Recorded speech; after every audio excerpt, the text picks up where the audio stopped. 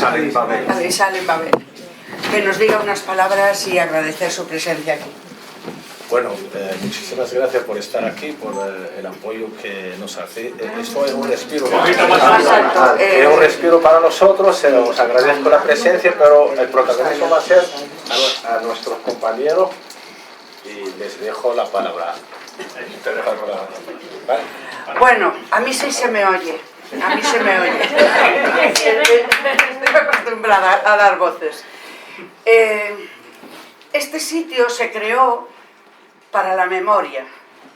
Un pueblo sin memoria no es nada. Es que si cogéis un árbol y le arrancáis las raíces, el árbol se seca, se muere. Las raíces de un pueblo son su memoria, y es de lo que vamos a hablar hoy aquí. La memoria del pueblo saharaui, pero a la vez la memoria del pueblo español. Una memoria que no puede olvidar la traición que hizo, que hace, y mucho me temo que seguirá haciendo. Es nuestra memoria. Las personas de cierta edad recordamos esa descolonización con vergüenza. Hay pueblos ahora mismo muy poderosos, que tienen portaaviones, tienen bombas atómicas, tienen drones que son capaces de bombardear a una persona justa desde muy lejos. Hay pueblos muy poderosos. Pero hay una cosa que tiene el pueblo palestino, el pueblo saharaui, el pueblo kurdo, y yo seguro que me dejo muchos. Eso que tienen estos pueblos, que no tienen ni misiles, ni drones, ni poder, lo que tienen es dignidad. Y esa dignidad es la que va a quedar en la historia. En la historia no van a contar, o van a contar de muy mala manera, el poder y la fuerza de esos poderosos, pero la dignidad del pueblo saharaui sí que va a pasar a la historia. Un pueblo que resiste, que lleva resistiendo primero la colonización española, luego la traición española, y ahora, pues, ni Dios sabe qué están aguantando ahora. Pero es un pueblo que está ahí, es un pueblo que no se rinde. Os miramos casi con envidia, aunque esto es duro de decir, os miramos con envidia, porque la historia de este pueblo, esta historia, sí que os puede haceros sentir muy orgullosos. Y a nosotros, y a nosotras, como españoles y españolas, pues tendremos que bajar la cabeza y tendremos que echar mucha mano a este pueblo para que sigan teniendo la dignidad que tienen y que no la pierdan. Y ahora ya vamos a empezar a contar lo que han traído aquí, que es parte de la memoria de ese pueblo en forma de fotografías, porque, bueno, devolver un poco todo ese cariño que recibimos del pueblo saharaui.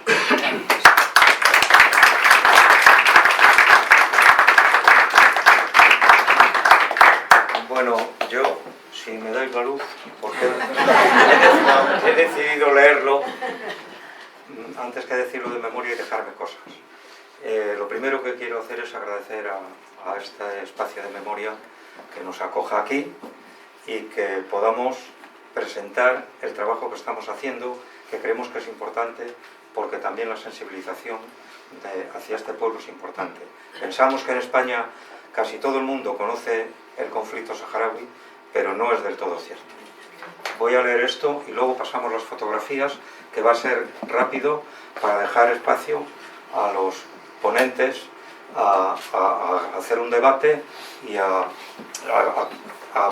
con vosotros poder hacer una imagen de lo que hemos visto. Este año se cumplen 50 del inicio del conflicto del Sáhara Occidental, y con esta exposición fotográfica buscamos rendir homenaje a la memoria viva del pueblo saharaui, a su gesta histórica de resistencia y a su inquebrantable anhelo de búsqueda de justicia, en busca de su autodeterminación como pueblo. La muestra reúne un conjunto de imágenes históricas y contemporáneas que reconstruyen un relato visual de una comunidad que ha sabido mantener su identidad frente al exilio, la ocupación y el olvido. La fotografía, como testimonio y herramienta de memoria, nos permite rescatar fragmentos de una historia marcada por la colonización, la traición, la guerra y la diáspora. Cada imagen aquí expuesta es una huella de vida, una ventana a la dignidad de un pueblo que, pese a todo, conserva su cultura, sus tradiciones y su esperanza en el retorno a su tierra. Nos enfrentamos a un mosaico de miradas que dialogan entre sí. Podemos observar la persistencia de los símbolos, la presencia de la arena como territorio común y la mirada como gesto político. Cada fotografía es un fragmento de historia, pero también un acto de afirmación, una forma de decir seguimos aquí. Desde los campamentos de refugiados en Tinduf hasta las zonas ocupadas y los territorios liberados. Las fotografías nos hablan muy a las claras de la persistencia de una identidad colectiva que se transmite entre generaciones. El objetivo no es solo documentar medio siglo de conflicto, sino también visibilizar la dimensión humana y cultural del pueblo saharaui, mostrando que su lucha no se reduce a una reivindicación política, sino es también una afirmación de existencia, de memoria y de futuro. Las imágenes nos invitan a reflexionar sobre la relación entre territorio, identidad y resistencia. A través de este recorrido visual se pretende contribuir a la recuperación de una historia silenciada y promover el diálogo sobre un conflicto que medio siglo después sigue esperando una solución justa y duradera. La memoria gráfica del pueblo saharaui se convierte así en un acto de resistencia cultural, en un ejercicio de verdad y esperanza. Forma parte de esta exposición que vamos a ver de un proyecto de mayor envergadura que ya iniciamos en Aludo, Cantabria, hace casi 3 años. El año pasado, encaminado a devolver al pueblo saharaui todo este material que hace de su memoria histórica un baluarte intangible de dignidad, cargado de todo el futuro que proporciona el conocimiento de un pasado épico que no puede ser olvidado. En suma, les invitamos a mirar con empatía a este pueblo, a escuchar los silencios del desierto y a reconocer en cada fotografía el poder de la memoria como acto de justicia.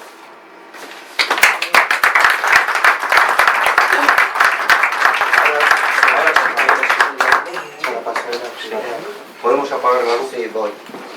Me voy a guiar en una chuleta porque en las que hemos podido ya tenemos el año al que pertenece, cuando menos, y el momento histórico al que pertenece. En algunos casos también tenemos el autor. Estas 50 fotografías por 50 años son la tercera exposición que hacemos dentro de este proyecto.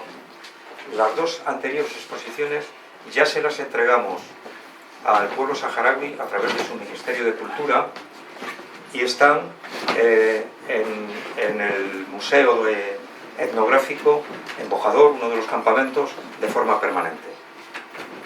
La primera fotografía es de 1945 y pertenece al fondo de Eugenio Morales. La segunda, de autor desconocido, es de 1884. Esto es época precolonial. Sí que debía haber ya alguna guarnición del ejército en el territorio, pero todavía no había empezado la colonia como tal. La tercera es de 1966 y es de Mohamed Hedu Alan Yarab. Son Mohamed Hedu y Alan. Dilo tú. محمد خدو على اللي يرحمه على اللي يرحمه قال انا عامل otro. Y el autor es desconocido. Es euskera avanzado. Y el segundo es autor desconocido, efectivamente. Esta fotografía es de 1966 y está en esta exposición porque son descendientes de ¿cómo se llama? El Sultán Azul de Esmara, la ciudad santa saharaui. Muy bien por la luz. Está en la Güera, hecha. Y perdón, es del fondo de Paco Díaz Figueroa, que fue militar, bueno, vivió siendo su padre militar en el territorio y en contacto con él, a través de Amaya, que es la que se encarga de todas esas cosas, pues nos está preparando de su fondo, que es grandísimo, pero es para él solo, ¿no? Nosotros lo que pretendemos es que el pueblo saharaui disponga de ese fondo, pero nos va a pasar, creo que unas 14.000 fotografías. De momento. De momento. De momento 14.000. Nosotros, a Amaya, que se lo ha currado mucho, ya hemos conseguido localizar y digitalizar más de 11.000 fotografías. Esta es en 1966, esto sí es tiempo de la colonia, es de Francisco Arbeloa y es en el Ayum. Como veis, el pueblo saharaui ya se va haciendo sedentario por la presencia española, pero las condiciones de vida, las edificaciones, desde luego, no son de lo mejor. Esto es Esmara, de autor desconocido. Estas ya son construcciones hechas por España. Foto de 1970. Uy, he dado donde no debía. Dale adentro, ahí. ¿Estáis? Dale Esta el es la que botón del toca. medio, el botón del medio tiene, ¿no? Ahí. Ahí estás. Esta es la que toca ahora, creo. No, me he dejado una, por el camino, pero bueno. Espera, ¿me lo vas para atrás?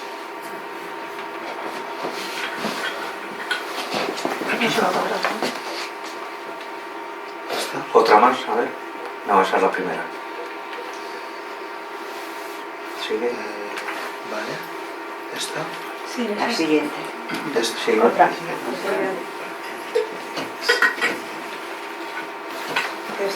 Esta. ¿Ve? Esto es, Ya. La llamada. sí, esto es la llamada que Todo tuyo. es la asamblea de nobles saharauis, que era de carácter consultivo, pero algunos miembros notables de esta asamblea fueron procuradores en cortes, en las cortes franquistas. También la llamada.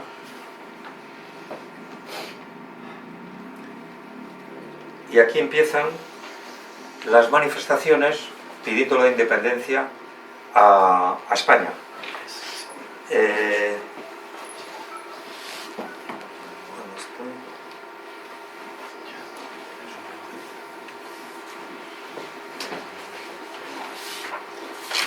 O sea, la comisión, ¿no? Sí. La comisión... Esta es de junio del 75, cuando ya estaban las cosas muy calientes.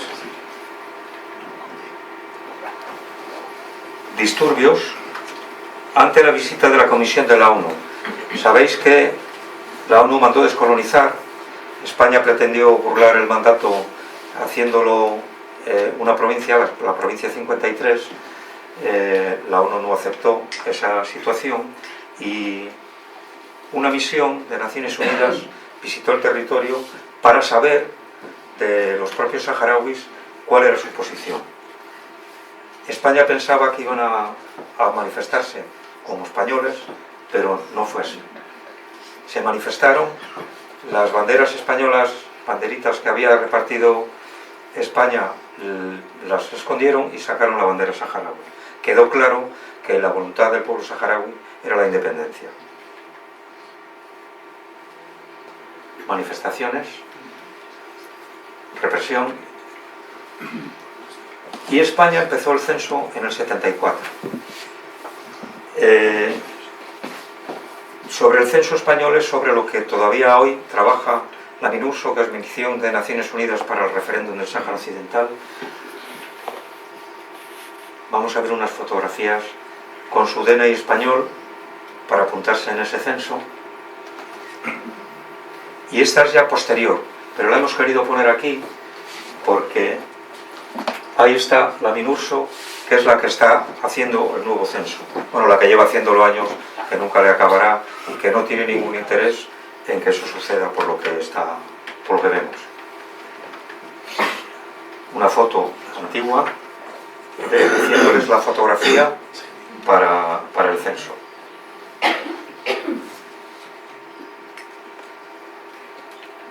Y aquí empieza la Marcha Verde.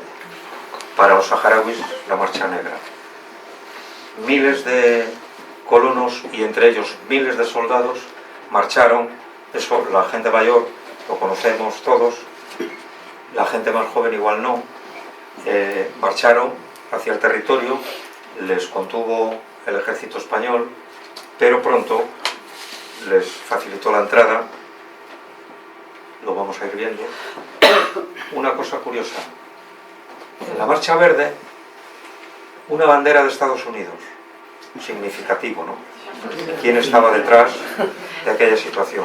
Y ya se ha dicho de paso, el rey emérito ahora, entonces príncipe de España, todavía con Franco vivo, poco antes de morir Franco, visitó el Sáhara y engañó a los saharauis y engañó al ejército, porque allá había pactado con Kissinger la entrega del territorio. Por eso la bandera de Estados Unidos. Ya me he perdido. Sí. Esto es la Operación Golondrina, por la que evacuaron a los civiles españoles antes de abandonar el territorio el ejército, que lo haría en febrero del 76. El éxodo, cuando entró el ejército marroquí por el norte, el mauritano por el sur, aunque Mauritania se retiró muy pronto, muchos se vieron obligados a huir, andando por el desierto, y el Frente Polisario, al tiempo que ayudaba a la población con los camiones que disponía a hacer ese tránsito, pues también estaba haciendo la guerra de guerrillas defendiendo el territorio. Por cierto, toda esta gente, aunque no tenemos fotos, esperamos conseguir alguna algún día, durante ese trayecto de ese éxodo fueron bombardeados con napalm y fósforo blanco por el ejército marroquí. Nos contaba una mujer en Dagla, el primero de los campamentos que se instaló, que cuando oían que venían los aviones, corrían, hacían un agujero en la arena, metían a los niños, ponían sus melfas y las cubrían de arena para que los aviones no los descubrieran y poderlos salvar, mientras ellos corrían hacia otro lado para que los niños se salvaran. El éxodo.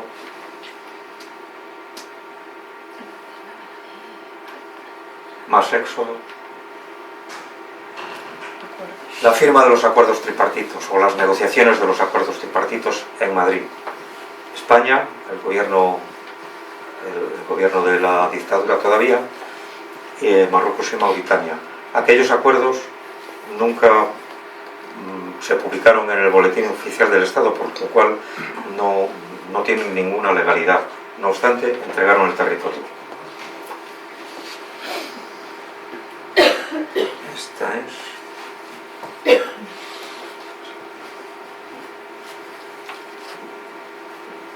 Bueno, una manifestación contra el reparto del territorio a Marruecos. Proclamación de la RAS. En la noche del 27 de febrero, el 26 España abandonó definitivamente el territorio, arriaron la bandera e izaron la marroquí. El Frente Polisario proclamó la República en Birlejmo.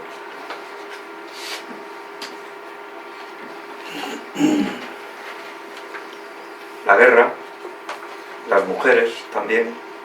Las mujeres, deberíamos hacer una exposición única y exclusivamente de las mujeres, porque mientras los hombres estaban en la guerra, fueron los que hicieron que los campamentos fueran como son hoy en día. Organizaron la educación, la sanidad, etcétera, ¿no? La administración.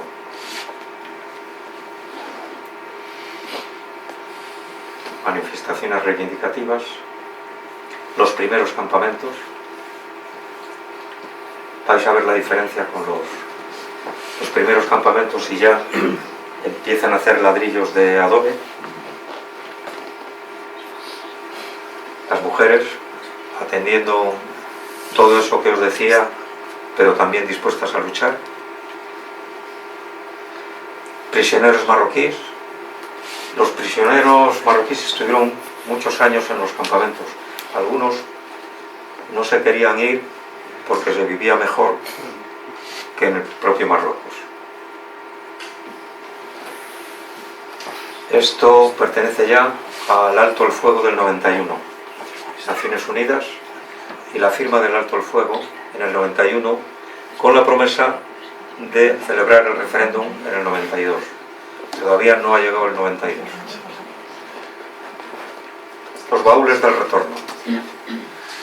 Cuando se alcanzó el alto el fuego, los saharauis creyeron que era verdad, que iba a suceder, y con los tejados de chapa ondulada construyeron unos baúles para meter todas sus cosas y regresar al Sáhara.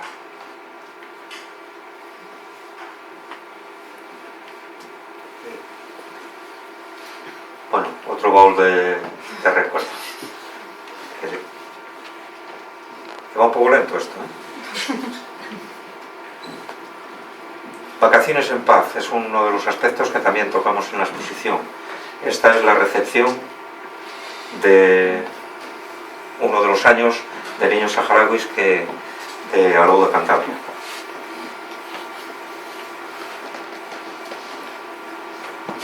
Y estos son las primeras vacaciones en paz, que fueron, creo que en el 76. Sí. En el 79. En el 79. Julio o agosto.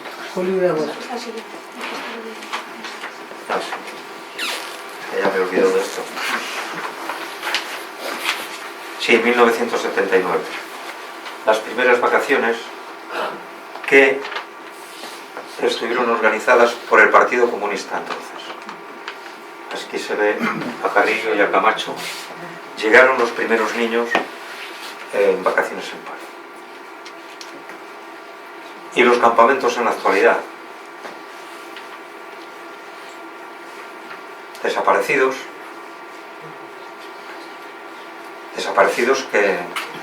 que nunca se ha sabido más de ellos. Su documentación española y las fosas que aparecieron en Meiriz, creo que fue. Sí, por la zona, sí. Sí, creo que fueron en Meiriz. Dos fosas comunes que científicamente dan fe de la masacre que infligió el ejército marroquí a la población saharaui. Territorios liberados. Esto creo que es la entrada Tifariti. La entrada Tifariti. El territorio liberado. En el territorio liberado están las regiones militares saharauis que defienden esa parte del territorio, pero además allí se hacen congresos. Algunos de los que estamos aquí hemos estado varias veces, congresos políticos, etcétera, ¿no? Por supuesto, nada que ver con el pedregal que son los campamentos en la Hamada argelina. Y territorios ocupados. La represión, las manifestaciones son muy habituales, pero la represión es brutal. Y algunos que hemos podido estar hemos sentido la presión que ejerce las distintas policías sobre la población.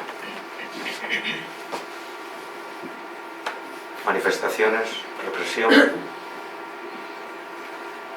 Los campamentos hoy, como veis, la diferencia con las pocas tiendas que había en los primeros campamentos es evidente. Hay 5 campamentos.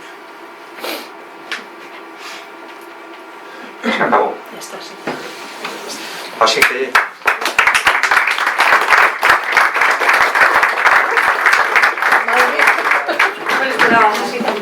ahora que vengan los que tienen cosas que contar.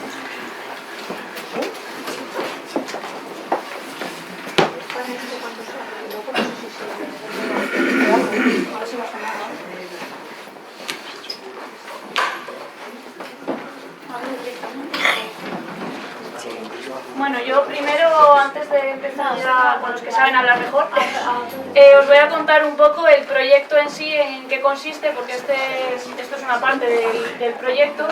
Entonces ahora mismo nos estamos centrando en la recolección de imágenes para su digitalización y posterior entrega a los saharauis. Y estamos centrándonos en imágenes porque abarcar todo es imposible, imágenes de la época colonial, que muchas de ellas son de archivos privados, tienen una visión igual, quien lo conserva paternalista o porque es de la época colonial, y entonces, pero no deja de ser importante los documentos que nos dan. Sea por lo que lo han conservado, el hecho de tenerlos nosotros es muy importante. Bueno, nosotros, entregarlo a los saharauis. Imágenes del éxodo y el exilio, los campamentos de refugiados de Argelia, nos estamos centrando en imágenes hasta el 2005, porque luego ya con los móviles y con las imágenes digitales pues ya hay muchísimo material y ya lo tienen. Material en las diásporas, sobre todo estudiantes que fueron a Cuba a la universidad, que también nos está llegando mucho material. Y ahora estamos empezando también a tener lo que podemos, material en los territorios ocupados. Tenemos contactos con Equipe Media, pero esta documentación es más sensible y muchas veces tiene muchas más dificultades y hay incluso miedo por parte de las personas de allí a que se les pueda relacionar con estas cosas y que luego allí puedan tomar represalias con ellos. Dentro del proyecto, además de las exposiciones que ya os ha dicho Ángel que hemos entregado allí, también se entregó en la vez anterior que hemos estado un disco duro con más de 6.000 fotos y ahora se está haciendo un nuevo recopilatorio para volver a entregar allí, que ya hay pues, otras 5.000 fotos, además del archivo que os ha comentado que tiene más de 5.000 fotografías y documentos también de importancia que ha ido juntando, que es un archivo privado pero que también está dispuesto a entregárselo a los saharauis.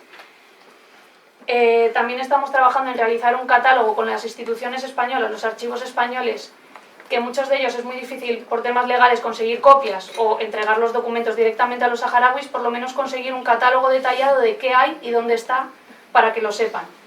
Y en relación a esto hemos tenido una reunión en el Congreso con varios representantes de varios partidos para intentar trabajar en esto para poder conseguirlo. Aquí hay dos de los representantes. Dos, es verdad, que también están. Que nos tienen que ayudar a conseguir que abran los archivos que no quieren abrir de ninguna manera. El de Alcalá de Henares. Y luego también estamos haciendo trabajo con los campamentos directamente. El más importante para nosotros de formación, hemos hecho un curso ahora con el CEDIS, que es una de las asociaciones más importantes en España de archivística, y hemos hecho un curso de formación que se ha hecho tanto aquí como en los campamentos de forma online, y vamos a hacer ahora cuando vayamos una charla formativa, porque seguirlo desde allí era complicado por los medios.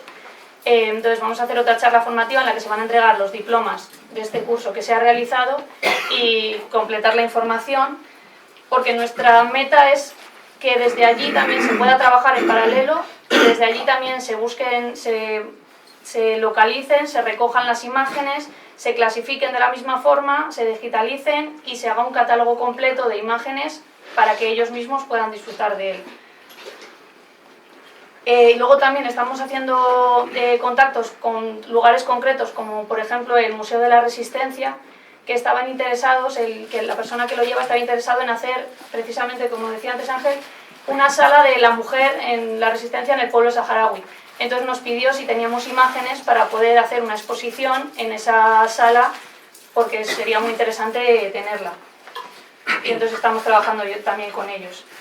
Y nuestra meta final también es conseguir elaborar un programa, un catálogo online, como tienen muchos archivos aquí en España y en el mundo, para que esas imágenes sean fácilmente accesibles para cualquier persona, un investigador, un estudiante, para propios saharauis, para la gente que lo quiera ver, y que también ese mismo programa permita el volcar allí las imágenes, que por supuesto los saharauis y el Polisario decidan qué imágenes son que se pueden compartir, cuáles no, los documentos, para conseguir tener un archivo nacional accesible para todo el mundo. Y ahora estamos trabajando en eso, y si luego tenéis alguna pregunta o cualquier cosa, pues aquí estamos.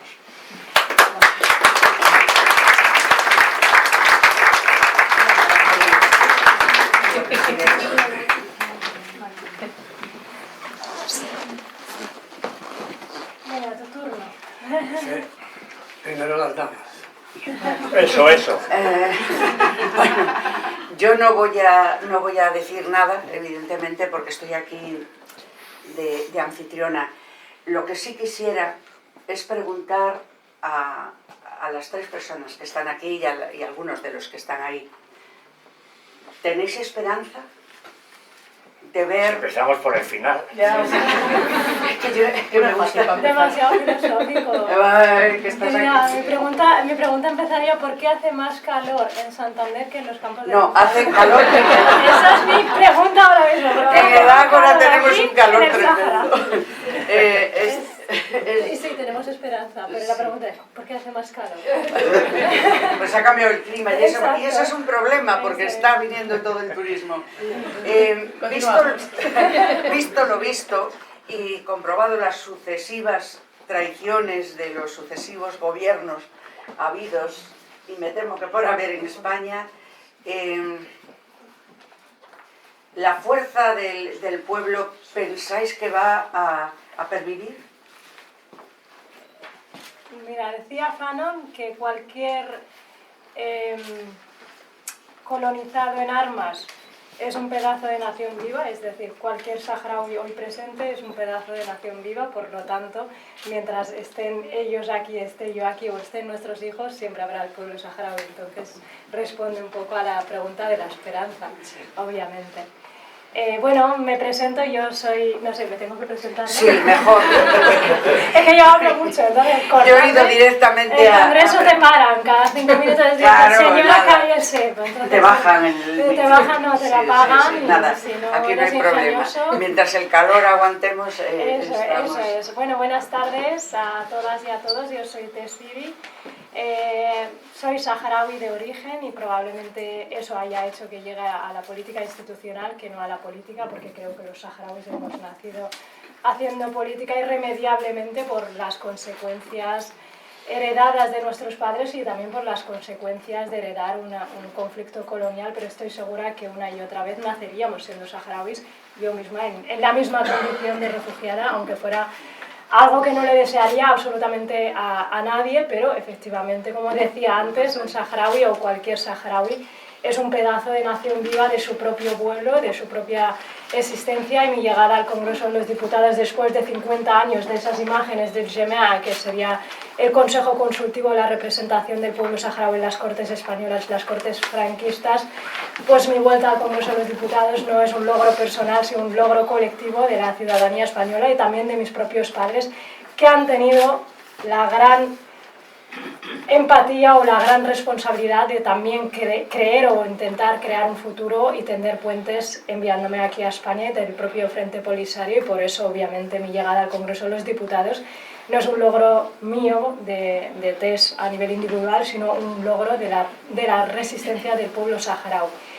Muchas veces me han preguntado qué es la memoria y qué es la resistencia. Yo suelo decir que la resistencia es el punto intermedio entre la resignación y la esperanza. Todos los días uno se puede levantar y obviamente siendo saharaui o naciendo en condiciones muy complejas o muy duras está condenado a tener resignación. Todos tiraríamos la toalla, todos haríamos, pero luego también está la esperanza, y la esperanza no es vivir en el mundo de Yupi, sino adaptarte a la realidad en la que uno vive, y por eso se llama resistencia. Si a mí me preguntaran qué es la resistencia del pueblo saharaui, sería el punto intermedio o el equilibrio entre la esperanza y la resignación. Y es algo muy complejo de explicar porque no es culpa de nadie haber nacido en un Estado de Derecho, y menos mal que ha nacido en un Estado de Derecho, y tampoco puede envidiar la resistencia porque la resistencia es condenatoria, porque al final ninguno de nosotros elegiría resistir si no hubiera nacido en esas condiciones. Así que para el pueblo saharaui, para los saharauis, es un mandato resistir, porque es sinónimo de vivir, es sinónimo de seguir existiendo. No hay opción a no resistir. No es algo que elegimos, no nos levantamos diciendo hoy quiero ser una mujer emprendedora, quiero luchar, quiero ir al Congreso, me van a llamar mora, otros me insultan por no sé qué. Yo suelo recurrir al humor porque es la mejor herramienta antirracista y la mejor herramienta probablemente que hemos encontrado en las mujeres para resistir en los espacios de poder, en los espacios del día a día, y también los pueblos hemos encontrado para también vivir. ¿Y qué es la memoria? Yo hoy intentaba explicar o intentaba pensar qué es la memoria para mí, ¿no? Y quería preguntaros si alguno de vosotras y vosotros ha tenido un familiar con Alzheimer. Lo duro del Alzheimer sabes lo que es, ¿verdad? Que no se acuerden de ti, que no sepan siquiera tu nombre y directamente no sepan cómo te llamas, ni sepan siquiera qué relación tienes. Y eso Tienen flashes, a veces te ven tienen y te flashes. recuerdan. No se pierde. Pues efectivamente esos flashes. Muchas de las imágenes que estamos hoy viendo, yo no sabía que los saharauis, me lo acababa de contar el compañero, nosotros obviamente aparte de ser un pueblo nómada, somos un pueblo de una agrupación, no diría identitaria, sino diría identitaria y política tribal, no asociada a lo que concebís aquí de una tribu, ¿no? Tribal, como organización identitaria y política, que el peinado de cada menor representa a una hoja de esa familia, de esa tribu, y por esa marca identitaria del pelo, pues representa, perteneces a esta familia o a esa tribu. Si alguno de vosotras y vosotros ha tenido un familiar con Alzheimer, todas tendríais ganas de devolverle la memoria, tendríais ganas de tocarlo y que se acordara automáticamente de todo lo que ha vivido contigo. Pues esto sería este proyecto lo que intenta es devolverle al pueblo colonizado ese pedazo de memoria que le pertenece. Y eso para mí es el acto de resistencia y de emancipación del pueblo español más importante, porque quiere decir, agacho la cabeza, reconozco mi memoria colonial y sobre todo me emancipo de esa responsabilidad. Y esa emancipación de devolvernos a los saharauis nuestra parte de memoria, porque si esa persona no tiene memoria, es más manipulable, le podrías, alguien sin memoria, alguien que no se acuerda de nada, tú le podrías contar lo que a ti te da la gana, lo que tú quieres. Por eso la historia muchas veces la cuentan los vencedores.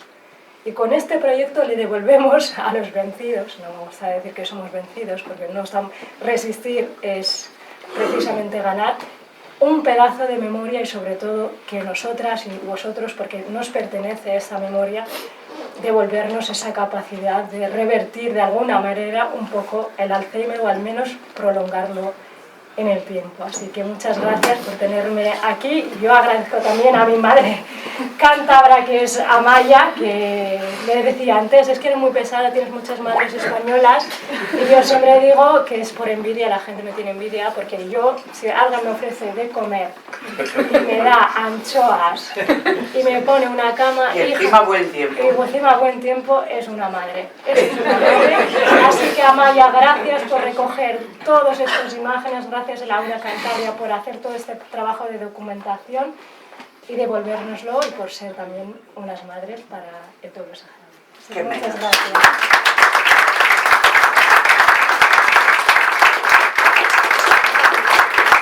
Como sé que sois ambos, venís del mundo de la cultura, yo oyendo las palabras de Siri me emociona mucho.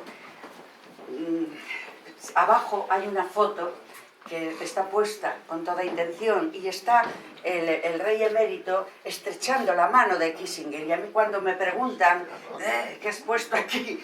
¿Por qué los has puesto? Yo siempre digo lo mismo. En ese estrechamiento de manos hay dos historias. La historia de la transición española y la historia del pueblo saharaui, porque ahí se fraguó la creación. Yo lo recuerdo perfectamente. Los saharauis, el derecho del pueblo saharaui de su pueblo, nunca el pueblo saharaui tendrá su nación. Lo recuerdo de niña. Esa foto que cruzan las manos los dos... un criminal de guerra ya enterrado, exactamente, y el otro que nos está costando bien caro enterrarle. Entonces, es una foto muy simbólica. Entonces, ellos dos pertenecen al mundo de la cultura, de la resistencia también, por supuesto. ¿La cultura saharaui pervive o está tan aplastada que le cuesta salir? Porque yo sé que es un pueblo, Fernando lo dice mucho, es un pueblo de poetas. A mí lo que me sorprende de vosotros es que nos miréis a la cara y que nos sonriáis con cariño y que... Yo la he conocido y me ha dado un abrazo. Yo digo, una saharaui tendría que odiarnos mucho a los españoles, ¿no? Sí, yo también soy española. Ya. Pero sí, te entiendo.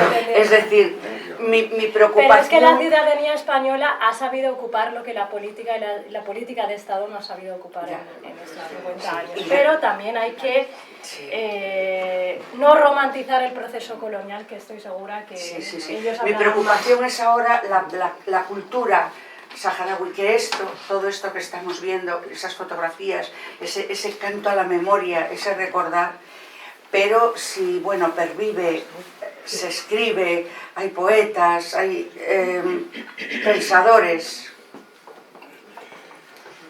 Bueno, buenas tardes o buenas noches ya a todos y a todas. En primer lugar, agradeceros la organización de esta actividad tan trascendental para mí, por lo menos que es la primera vez que una asociación como el Ágora ofrece su modesto espacio, pero combativo. Sí, eso es. Resistencia. Para resistencia, para llevar a cabo esta actividad a través de la combativa también y resistente asociación Lauda, que su trabajo y su fama la precede, y agradecerles a todos ustedes vuestra presencia y vuestro tiempo compartido con nosotros aquí. Y por supuesto, darle la bienvenida a mi alumno, el delegado del Frente Polisario para la Comunidad de Cantabria. Usted antes, cuando empezó, en 5 ocasiones pronunció la palabra dignidad. ¿Vale? Y luego Ángel en 3 ocasiones también. O sea, que esto es de lo que va toda la vida del pueblo saharaui. Porque 50 años de lucha no han sido solo 50 años de guerra, han sido 50 años de dignidad, de resistencia, ¿sabe? Y eso es lo más importante. El pueblo saharaui, desposeído de su tierra, expulsado de su tierra, viviendo en un desierto inhóspito como es la Hamada, una salina, totalmente salina, ese trozo de tierra argelino, que agradecemos de todas formas, ha logrado el pueblo saharaui, con su vanguardia al frente, su movimiento al frente, el Frente Polisario, ha logrado hacer de esa resistencia, de esa dignidad, un espacio de transformación tanto social como política, militar, en todos los aspectos de la vida. Por eso digo siempre que 50 años, estos que han pasado, desde el 75 hasta hoy, no han sido simplemente de guerra, sino de dignidad, de resistencia. Y lo más extraordinario de esta resistencia del pueblo saharaui es que ha hecho con su actividad y con su actitud el que no se olvide, que no se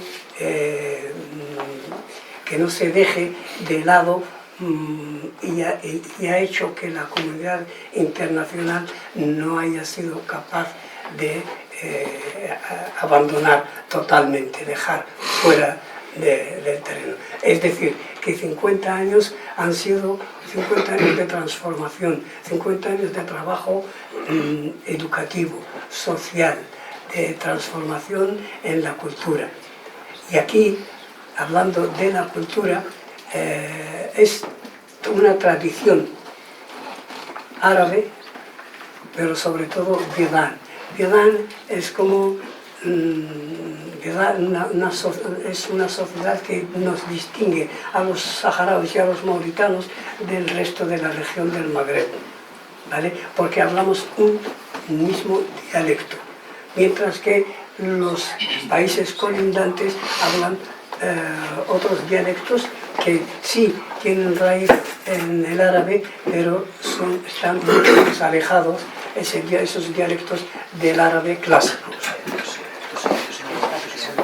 ¿No se me oye? Ay, lo siento mucho. Estoy un poco ronco, ¿sabes?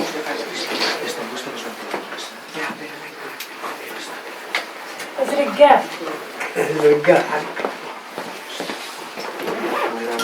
Vale, vale, se oye, ahora sí. Vale, muy bien. Escucháis mejor, ¿no? Sí, posiblemente, lo siento. Entonces, esta sociedad birani que habla un dialecto que se compone de un 85% del árabe clásico, nos diferencia bastante del dialecto marroquí, del argelino, del tunecino, del egipcio, de todos los países del Magreb. Originalmente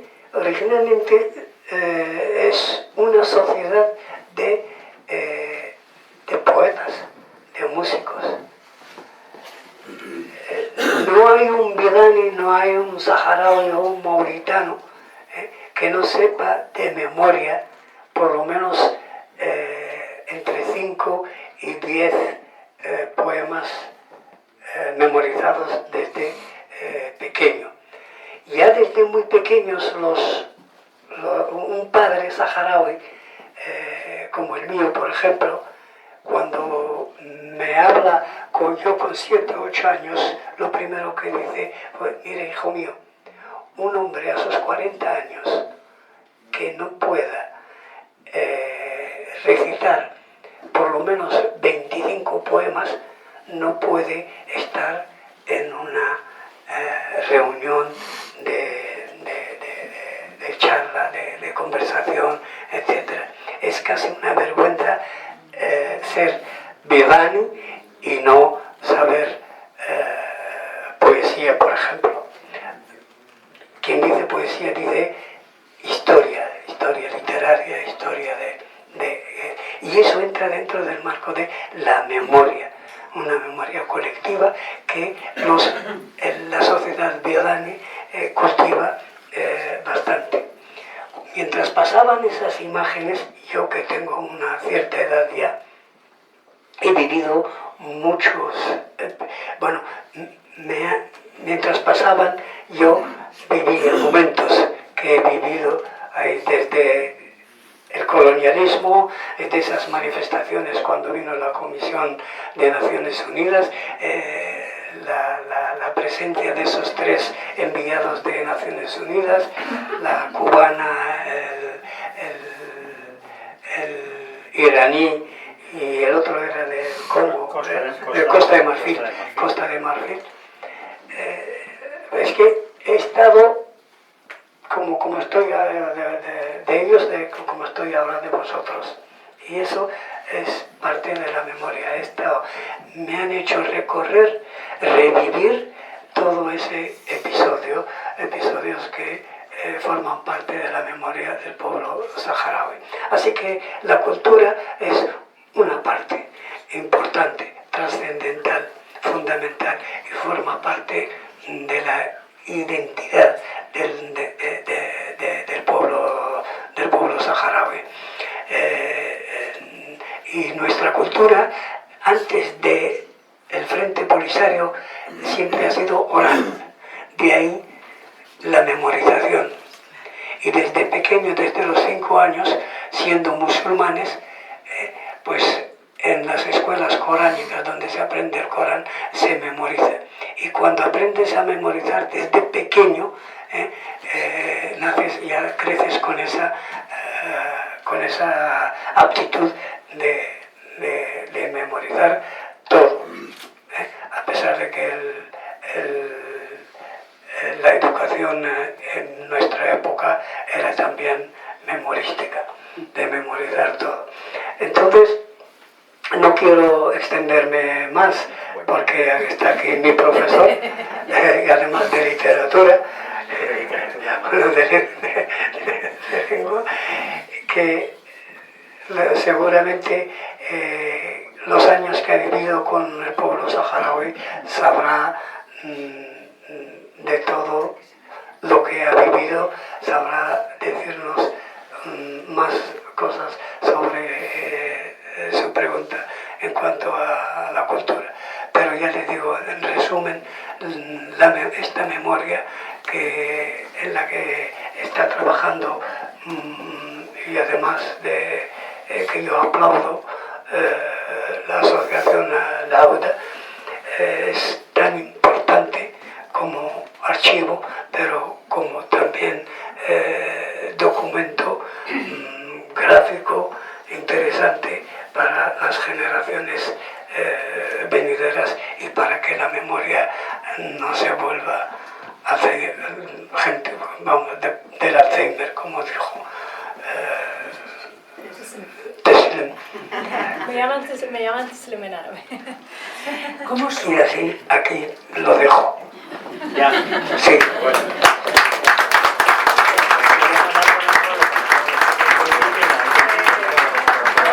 En principio no, ya te digo, ya me decís, pero en principio no, ¿vale? Sí, No, en principio no. No, pero lo quitamos para que no haga la referencia.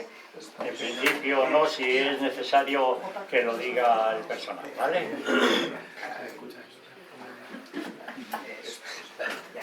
Bueno, pues los preámbulos no los voy a repetir porque sería muy largo, los agradecimientos y demás, los hago míos que se han hecho por parte de los dos, también por parte de Ángel primero, ¿verdad? Y no sigo porque entonces a lo mejor lo alargo demasiado con los agradecimientos. Cuando uno se queda el último, lo que tiene que hacer es recoger.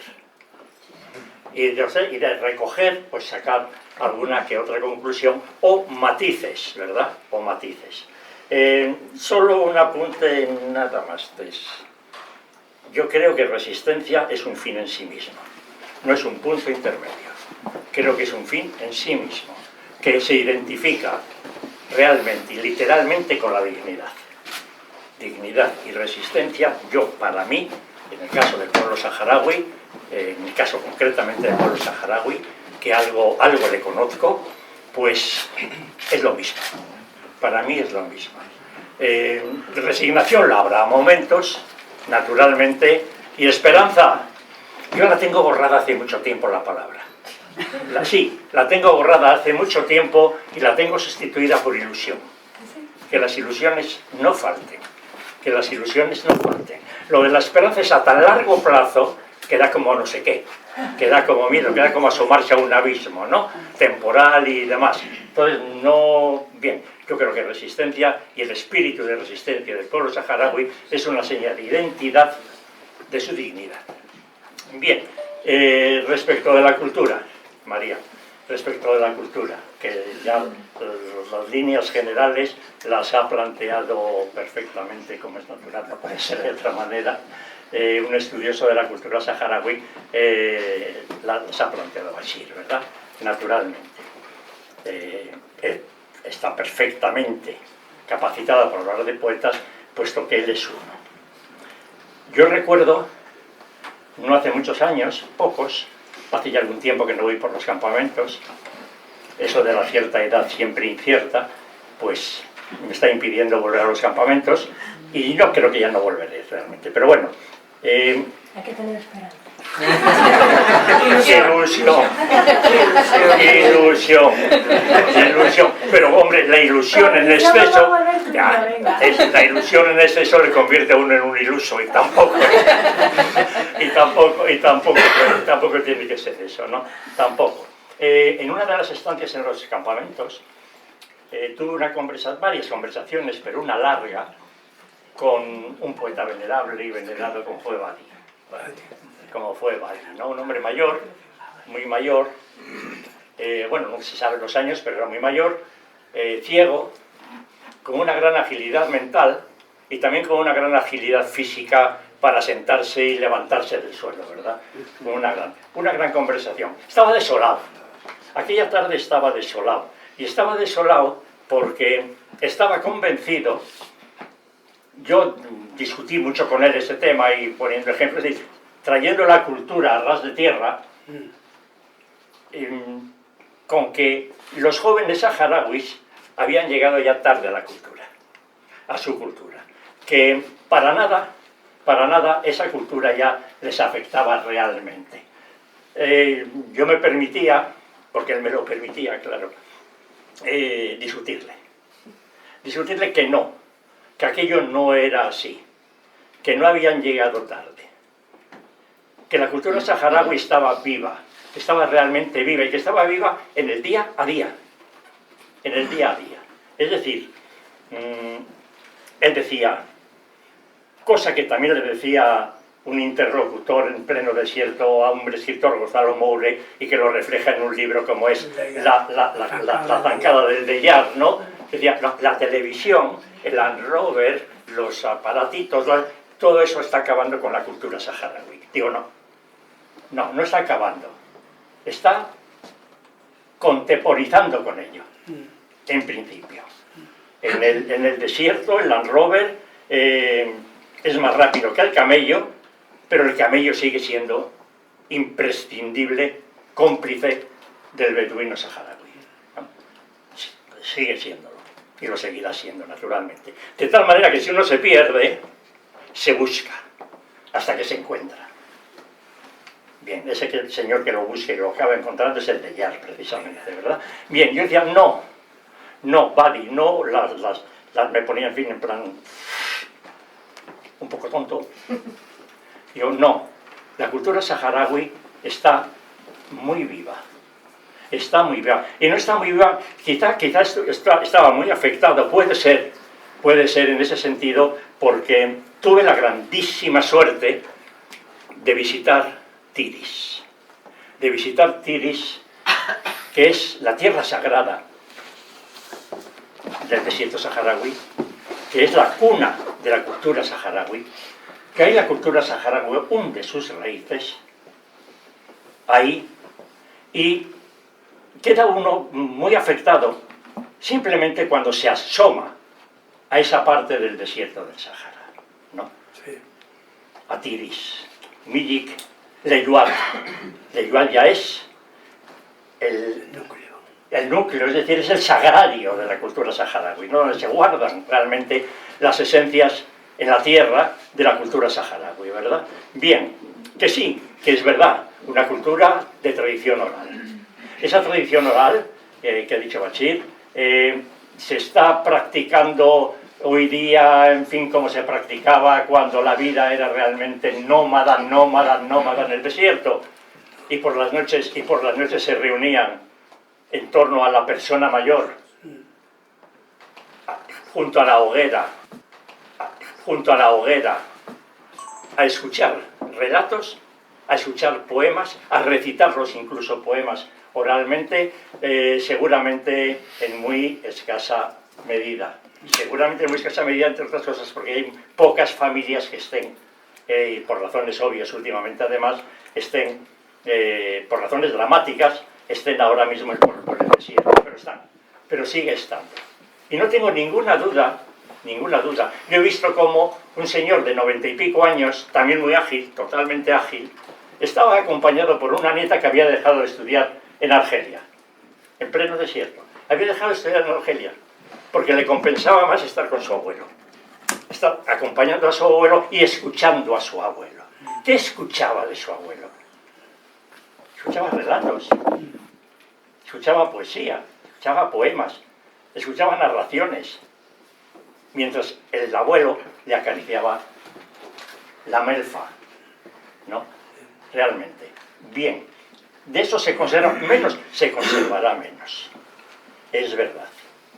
Pero poetas no faltan, en absoluto faltan. Pero ya no quiero hablar de eso, que lo ha dicho Bachir, lo ha dicho muy bien, no voy a hablar de más poetas, no. Pero es que hay un acervo cultural del día a día, que él ha dicho que distingue realmente al pueblo saharaui de otros pueblos incluso limítrofes.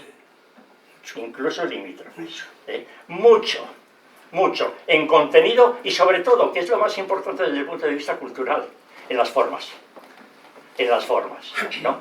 Yo le decía a Badi, un niño pequeño, una niña pequeña, enseguida sabe hacer el té. Pronto sabe preparar el té y hacer la ceremonia del té. No sé si con los 3 tés o con 1 o con 1 y medio, pero sabe hacer la ceremonia del té. Los casamientos son casamientos saharauis. Y ocasión cultural. Claro. Los bautizos tienen un ritual, del que conozco 2 versiones, pero bueno, tienen un ritual que solo lo pueden tener ahí, que solo se puede llevar a cabo ahí. Los enterramientos tienen también su historia. Y eso forma parte de lo que yo he querido llamar mística de la vida cotidiana. Una mística de la vida cotidiana. Son elementos culturales, no son otra cosa, son elementos culturales que forman parte de la vida cotidiana, naturalmente, del acaecer de los días y de las semanas y de los meses y de los años de las familias saharauis. Es verdad que este trabajo fotográfico es un monumento a la memoria saharaui, un auténtico monumento. No son monumentos, naturalmente que no, pero también cumplen su papel en el ejercicio de la memoria, el que los maestros en las escuelas y los mayores en las jaimas y en los beits enseñan a sus pequeños. Pero no solamente en los campamentos. En las zonas ocupadas, los niños que van a las escuelas, en las ciudades ocupadas, los niños que van a las escuelas no pueden olvidar, a pesar de todo, que siguen siendo saharauis. Y digo por qué, que resisten como saharauis. Que les influye ese espíritu de resistencia a los niños también. Cuando hemos estado en las zonas ocupadas, Blanca y yo, que estuvimos en una ocasión, nos decían las familias que los niños llegan a casa de las escuelas diciendo y habiendo hecho previamente en la escuela, en el colegio o en el instituto, donde fueran, habían cantado el himno marroquí, habían rendido pleitesía a la bandera marroquí y habían dicho viva el rey. Pero cuando llegaban a casa, sus padres les refrescaban una memoria que no dejaban que se anquilosara. No. Y les decían, para simplificar, no, nosotros no tenemos rey, tenemos un presidente. Nuestro ejército no es el marroquí que nos está machacando. Nuestro ejército es el Frente Polisario. Nuestra bandera no es esa. Y tienen su bandera probablemente escondida, naturalmente por mera supervivencia, pero tienen su bandera. Claro está. O sea, que la memoria de esos niños no se pierde, no se anquilosa, no se pervierte, no porque no se le deja. No se le deja, eso se llama resistencia. Eso realmente me parece que es resistencia, no resignación. Eso es resistencia, pura y dura, a mi modo de ver, ¿verdad? Y después ocurre que hay una utilización de la cultura y concretamente de la poesía.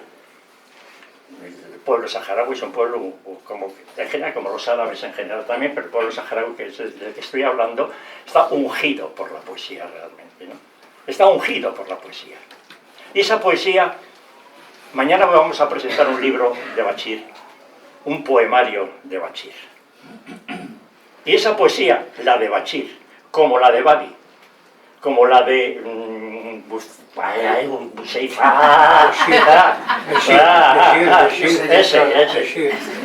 exactamente, ese. Bunena. Claro, Bunena. Eso, Hussein Bunena, eso es. o de Bachir Abderrahman, por ejemplo. Digo, No lo digas tan bien porque me dejas aquí fatal. Bachir, yo a ti te estoy llamando Bachir y no me corriges. Pues el otro también se llama Bachir. Sí. Abderrahman. Vale. Hacen una utilización de la poesía revolucionaria. Me contaba un joven poeta saharaui en los campamentos que escribía en hasanía, no en español, sino que él escribía en hasanía.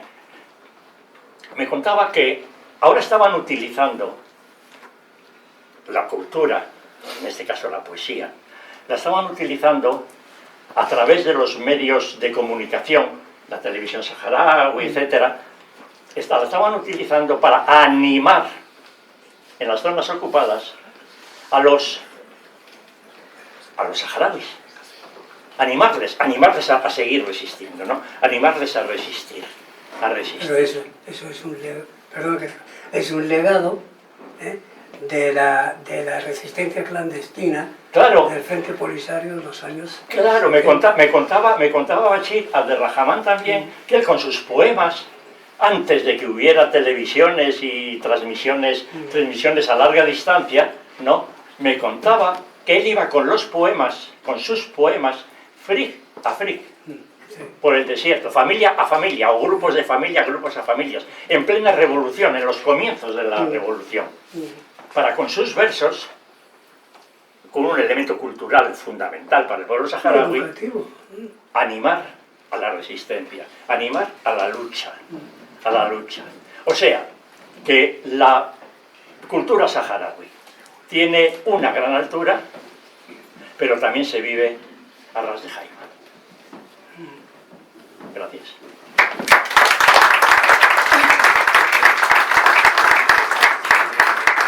Antes de que preguntéis, yo siempre que hacemos unas cosas de estas, suelo terminar con una cosa que una vez estaba entrevistando a la hija de un exiliado español y me contó, su padre era capitán del 5º Regimiento. Los que conocéis un poco de memoria, sabéis lo que suponía el 5º Regimiento. Estaban exiliados en Toulouse y su padre pues recibía cada cierto tiempo a un grupo de exiliados españoles y que cuando acababan su reunión llorando por su España perdida, por los logros republicanos, cogían la copa, levantaban la copa y decían, de derrota en derrota hasta la victoria final. Yo siempre me gusta acabar las reuniones del Ágora de esa manera. ¿La acabas de acabar? No, ahora que pregunten, pero ya quería dejarlo, ya que habéis pegado esa pasada cultural, hombre, pues ya quería yo dejar un poco... Quería dejar un poco alto el tema. Y ahora yo me imagino que cualquiera de los presentes que quieran preguntar... Como decía antes Bachir, muchas de las imágenes, no las lejanas, las antiguas, naturalmente que no, pero sí las más recientes, en el tiempo, bueno, recientes que ya han pasado 50 años o 55,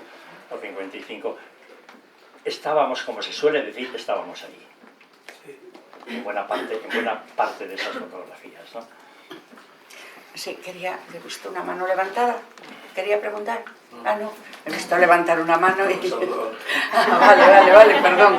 Si alguien quiere preguntar, ahora tenéis una buenísima oportunidad porque pocas veces tenéis reunida esta gente. Sí. Me quería preguntar, ¿cuál es el reproche que le tiene que hacer el pueblo saharaui a esta izquierda que la ha traicionado constantemente? ¿Qué ha preguntado?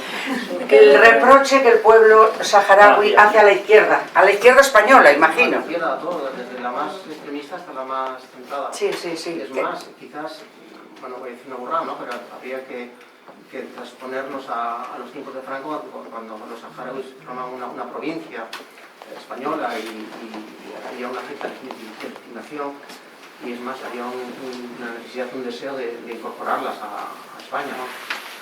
Y desde entonces ya no solamente este presidente ha traicionado absolutamente al pueblo saharaui entregándole a Marruecos, sino que no ha habido ningún movimiento por parte de la izquierda, incluso la izquierda que creo que usted representa, pues tampoco hemos visto nada.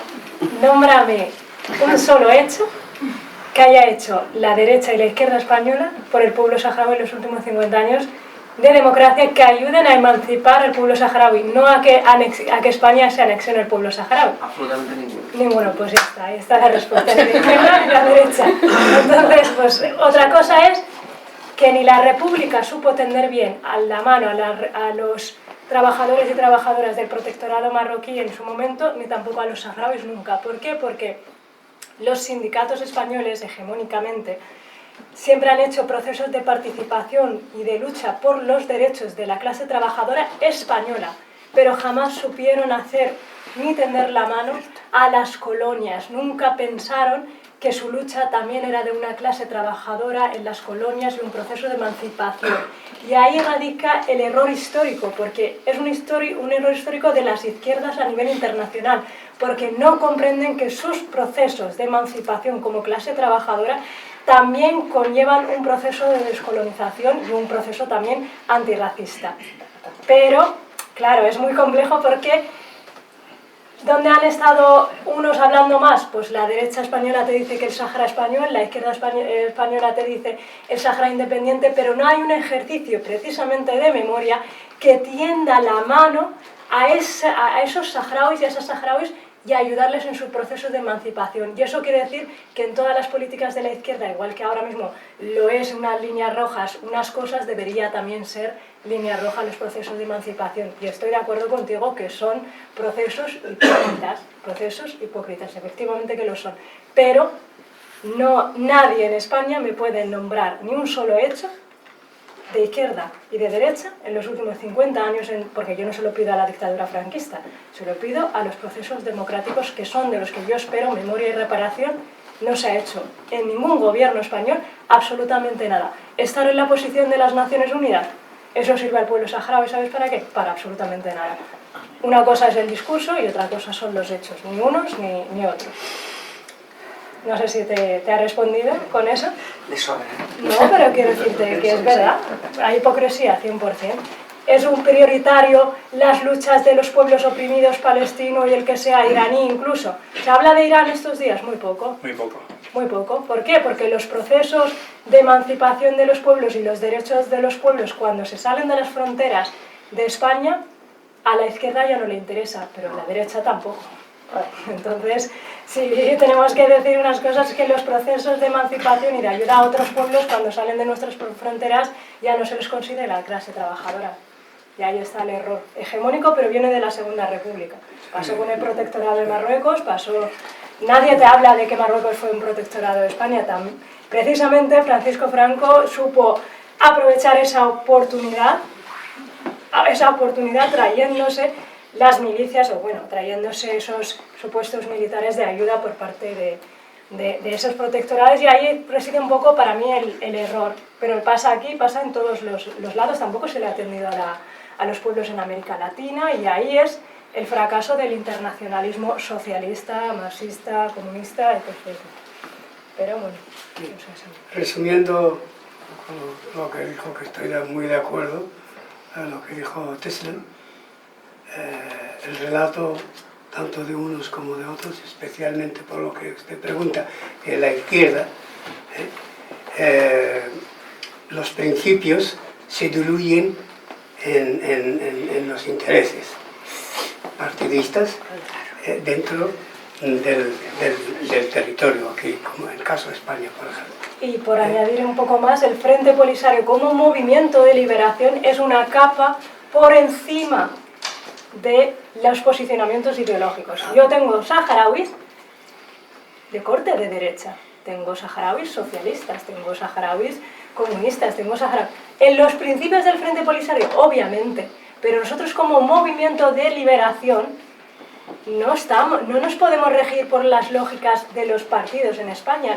Estamos por encima, estamos resistiendo por sobrevivir. Por lo tanto, como movimiento de liberación, estamos bajo las tesis y el apoyo fundamental de ese brazo político y armado que es el Frente Polisario. Entonces, si yo me preguntas como saharaui, yo soy el Frente Polisario. Yo como española soy de corte obviamente progresista y represento una formación progresista, pero los saharauis Yo si me siento en una mesa a representar al pueblo saharaui, represento al que votaría un partido de derechas y al que votaría el de izquierdas y al que sea anarquista, porque es un error confundir que el pueblo saharaui es un pueblo que se pueda aglutinar solo con la izquierda española o solo con la derecha o solo... Al revés, el gran reto que tiene el Frente Polisario es tenderle la mano en España a todos los políticos. Aquí tenemos un político del Partido Popular y precisamente él y yo estamos aquí sentados y lo que más votamos juntos por unanimidad en el Congreso es sobre el Sáhara Occidental. Así es. Por eso, y así es, y es del Partido Popular. Entonces... ¿Puedo? Sí, claro, por supuesto. Sí, estás en tu casa. Hombre, tampoco es Bueno. eso. No me he tomado nada.